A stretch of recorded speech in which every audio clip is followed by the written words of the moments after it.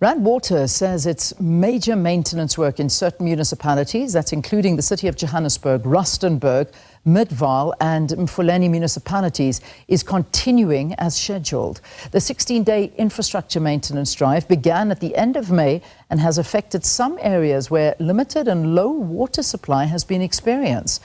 To give us an update on the water supply, we are joined by Rand Water spokesperson Makenosi Maroo. Makenosi, good morning. Good to have you. Thanks so much for talking to us here on the program. Good morning, Leanne. It's Makenosi, and thank you for having us on the show. My apologies. I'm not sure why we've got it wrong there. I'm sorry. But Makenosi, talk to me about the level that you're currently supplying water in different municipalities at the moment. All right. At the moment, we are undertaking a critical maintenance of our infrastructure. It's affecting a number of municipalities, including the 3 metros. We're talking about Johannesburg, Tshwane, Ekurhuleni, and other small municipalities like your Rustenburg, your Governbegi. That just gives you an indication how long our pipeline is. So we are also impacting a Mid-Vaal, Emfuleni, Victor Kanye. So we have to undertake this maintenance so that we ensure that our plants are always available so that we are able to supply water. So obviously we've got a lot of people complaining, residents in, just to mention a few, Johannesburg, Emfuleni, Mid-Vaal, reporting dry taps. How widespread is this in terms of shortages, and which areas are most affected at the moment? And different areas are affected at different stages. I'm sure you'll recall that every time we talk about maintenance, when it comes to recovery, we always say the high-lying areas will be the last one to recover. The low-lying areas will have to get water first, then water will move to the high-lying areas. Recovery has started. It's a process. We just need our consumers and residents to be patient. And we also have an agreement with municipalities in different areas to be able to supply water if and when there are struggles with water supply. You say this maintenance is being done to increase capacity, also to improve the plant availability, ensuring a more reliable water supply in the long term. But at this time of the year, what necessitated this right now? The reason why we chose winter, Leanne, is because we know that during this time of the year, the water demand is quite low. Hence, we are taking an opportunity. The consumption is quite low. If we have to compare winter months and spring and summer months, we know that those months are quite busy. The consumption is high. So we took an opportunity. We said, okay, it's winter. Let's do the maintenance. We complete the maintenance. By the time comes spring and summer, we will be ready to be able to supply water. Yeah, we always say maintenance, but I'd like to quiz the issue of maintenance because is this not necessarily a symptom of a broader infrastructure decay? Because I think that's what a lot of people are saying, that this proactive maintenance is something that has or should have been done many, many, many years ago, but there is absolute decay at the moment. And it is maintenance. I would call it, it's a maintenance, and we are adamant as Rand Water that it is maintenance. Because remember, we are using our pipelines every day, 24 hours. We are supplying water from Sekerbosch, where we purify water, up until Rustenburg and Mpumalanga.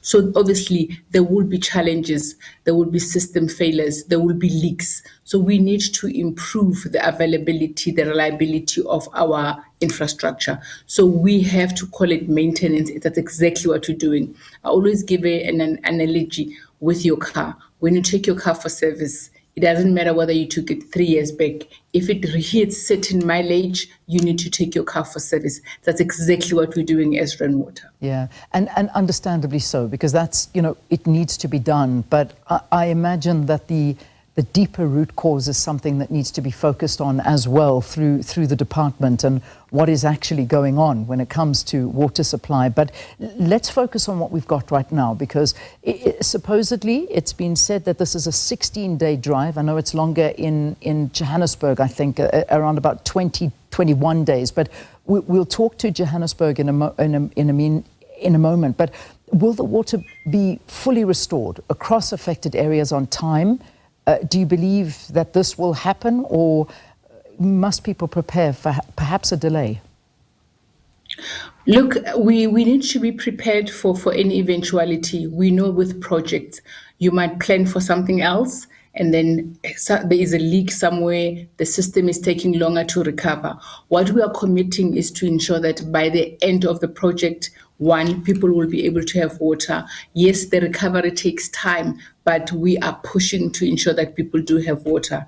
And as indicated, there are contingency plans so that when people don't have water, we are able to supply them with water. Yeah. Just to give you an example, and we are really pushing as Rainwater. We started on the 29th of May, which was on a Thursday.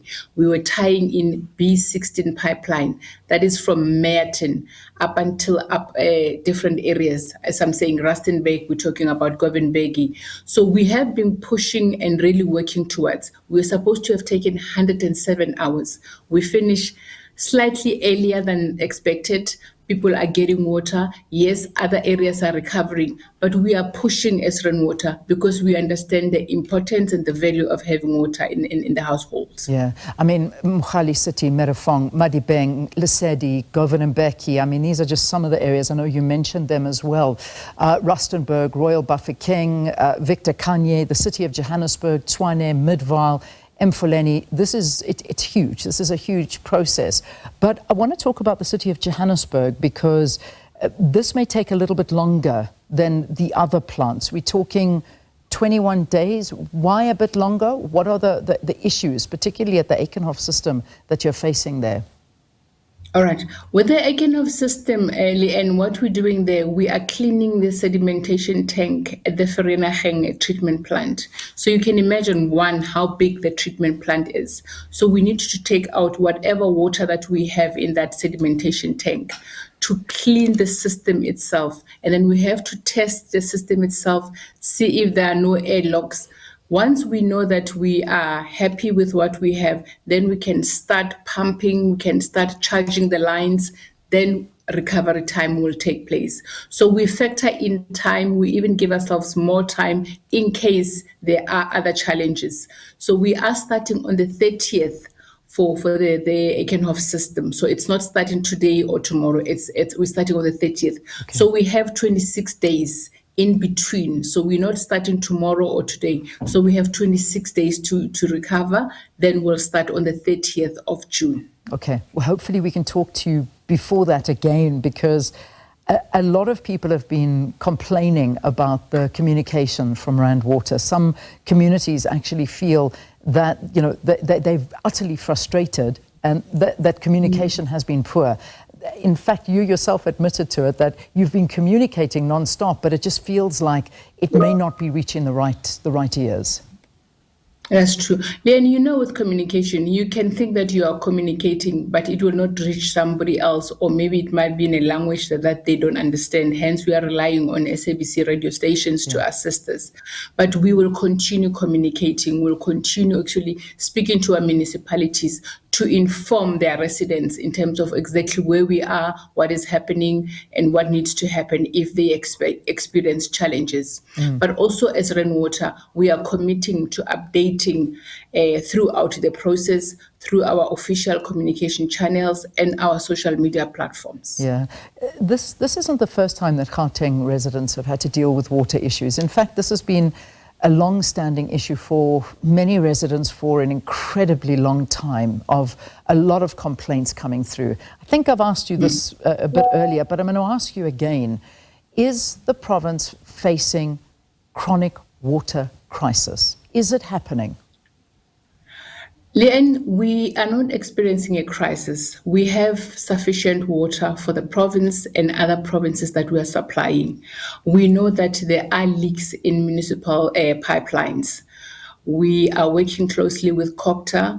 There is an intergovernmental relations organization where we are sitting, coming up with solutions to say exactly what needs to be happening so that we assist municipalities. We do have enough water.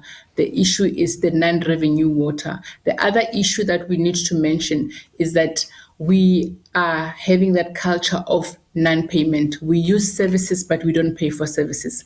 Rainwater would need money to purify water, to supply water. We need to get back into that culture of paying for the services that we're using. Yeah, all right. It's a deeper issue we need to talk on, and certainly it's the cooperation between Rand Water and the local municipalities. But for now, let's leave it there. We've given the information that you have at hand. Makenosi Maroo is the Rand Water spokesperson, giving us an update on the major water system maintenance that's taking place. It's affecting a lot of municipalities. This is happening until next month. But if you did miss that schedule, please visit our Morning Live X page. It's there. You'll be able to find your area and how long it's going to take and everyone that's being affected by it.